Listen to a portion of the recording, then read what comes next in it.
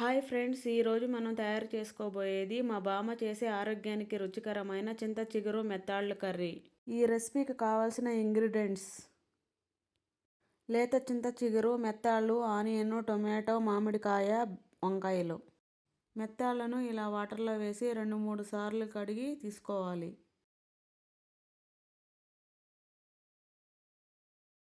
చింత చిగురుని శుభ్రంగా కడిగి తీసుకోవాలి.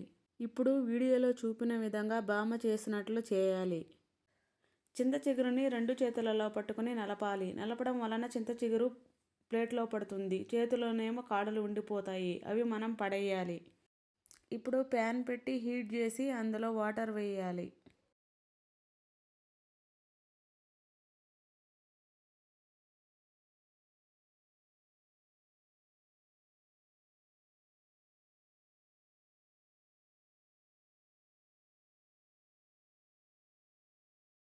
ఈ వాటర్లో తరిగిన చింత చిగురు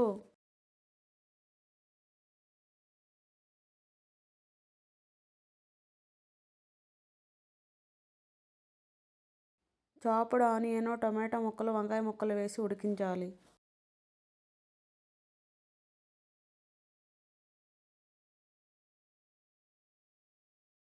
ఇందులోనే మెత్తాళ్ళు వేసి ఉడికించాలి. 1 స్పూను పసుపు, రెడ్ చిల్లీ పౌడరు, టేస్ట్కి సరిపడినంత ఉప్పు వేసి ఉడికించాలి.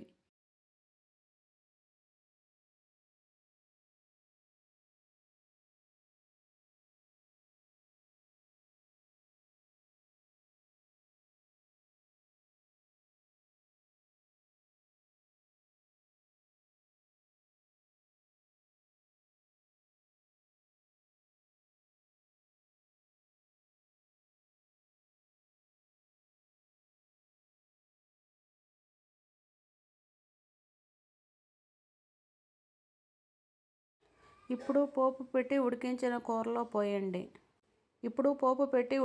కూరలో పోయండి. టేస్టీ చింత చిగురు మెత్తాళ్ళ కర్రీ రెడీ.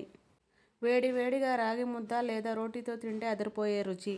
వీడియో నచ్చితే లైక్ అండ్ సబ్స్క్రైబ్ చేయండి ఫ్రెండ్స్.